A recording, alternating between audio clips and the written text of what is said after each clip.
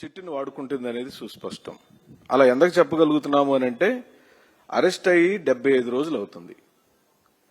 Arrest అయ్యి 75 రోజులు అయిన సందర్భంలో ఓ అంతర్జాతీయ కంపెనీకి డైరెక్టర్ గా ఉన్న బాలాజీ గోవిందప్ప గారు తన బెయిల్ పిటిషన్ వేసుకున్నారు. బెయిల్ పిటిషన్ పై వాదనలు వినిపిస్తుంది న్యాయశాఖకు సంబంధించిన ప్రతినిధులు. ఈ సందర్భంలో ఇప్పటికే దాడులు చేసిన నివాసం మీద మళ్లీ దాడులు పునరావృతమైన కారణం ఏమిటి? పోయినసారి చేసిన దాడులలో ఏమైనా సాక్ష్యాధారాలు మీరు ముట్టుకున్నారా, పట్టుకోగలిగారా? ఏదీ లేదు. ఒక్క సాక్ష్యాధారం కూడా పట్టుకోకుండా ఓ పక్కన బెయిల్ పిటిషన్కి సంబంధించిన వాదనలు జరుగుతుంటే గతంలో చేసిన సోదాలలో ఒక్క ఆధారం కూడా పట్టుకోలేని మీరు ఇప్పుడు కట్టుగదలు అల్లే ప్రయత్నం చేస్తున్నారు. కేవలం బెయిలు రాకుండా అడ్డుకునే కుటిల రాజకీయ కుయుక్తి రాజకీయాలు. చంద్రబాబు నాయుడు గారికి వయసు పెరిగిపోవటం వలన, వాళ్ళ అబ్బాయికి అనుభవ రాహిత్యం వలన రాజకీయాలంటే రాచరికం అనుకుని, రాజకీయాలు శాశ్వతం అనుకుని ఎవరినైనా మనం రాజకీయ అధికారంతో ఏమైనా చేయొచ్చనే ఓ విచ్చలవిడి రాజకీయ పైచాచికత్వం ఈ రాష్ట్రంలో జరుగుతుంది. అడిగేవాళ్లు లేరని, అడిగే ప్రతి ఒక్కరిని ఈ విధంగా కేసులు పెట్టి భయపెట్టొచ్చని, రాష్ట్రం దివాళా తీసింది, పథకాలు ఇవ్వలేకపోతున్నామని చట్టసభల్లో ఆన్ ఫ్లోర్ లో మీరు చెప్పిన మాట నిజం. ఈ రాష్ట్రానికి ఒక్క కొత్త పరిశ్రమ కూడా రాని మాట నిజం.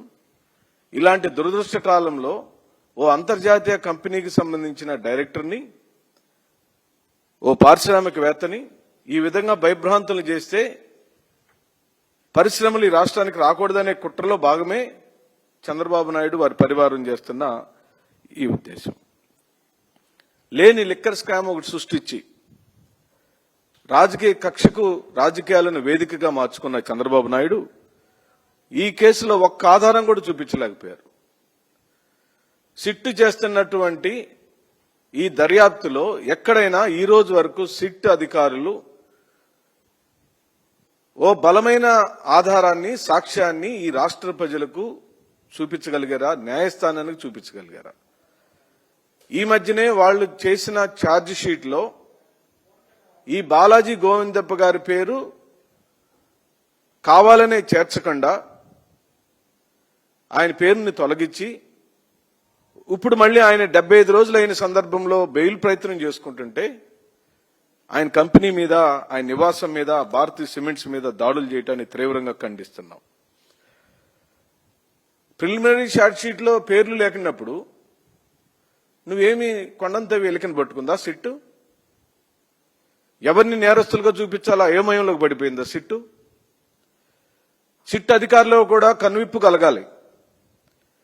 రాష్ట్రంలో మీరు ఎవరి చేతిలో ఎలా ఉపయోగించబడుతున్నారో, ఎందుకు ఉపయోగించబడుతున్నారో, ఇలాంటి దాడులు ఎందుకు చేస్తున్నారో, అసందర్భంగా ఎందుకు దాడులు చేస్తున్నారో, పదే పదే కుటుంబాల మీద ఎందుకు దాడి చేస్తున్నారో, ఆ కుటుంబాల యొక్క మానసిక పరిస్థితి ఎప్పుడని ఆలోచించారా?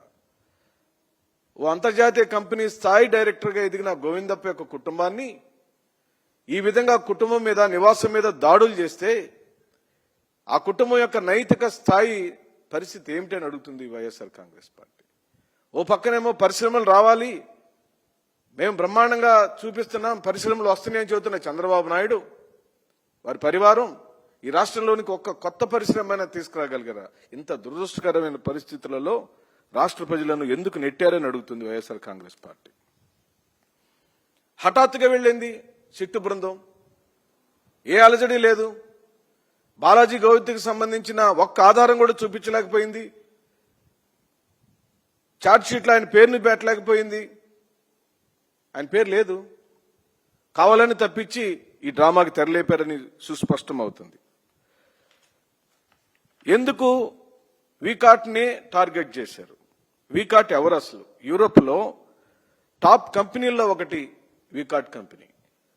2024 సంవత్సర కాలంలో, ఆర్థిక సంవత్సరంలో 44,316 కోట్ల రూపాయల విలువైన సిమెంట్ ను విక్రయించింది ఆ కంపెనీ. జగన్మోహన్ రెడ్డి గారు ప్రతిష్టాత్మకంగా ప్రపంచ స్థాయి క్వాలిటీతో స్థాపించిన భారతీయ సిమెంట్స్లలో ఈ వీకాట్ అనే కంపెనీ 51% వాటాను కలిగి ఉన్న కంపెనీ. 13 క్రితమే ఆ 51% ఓటాను కొనుగోలు చేసిన కంపెనీ, బ్రహ్మాండంగా పనిచేస్తున్న కంపెనీ, క్వాలిటీ సిమెంట్ ఇస్తున్న కంపెనీ.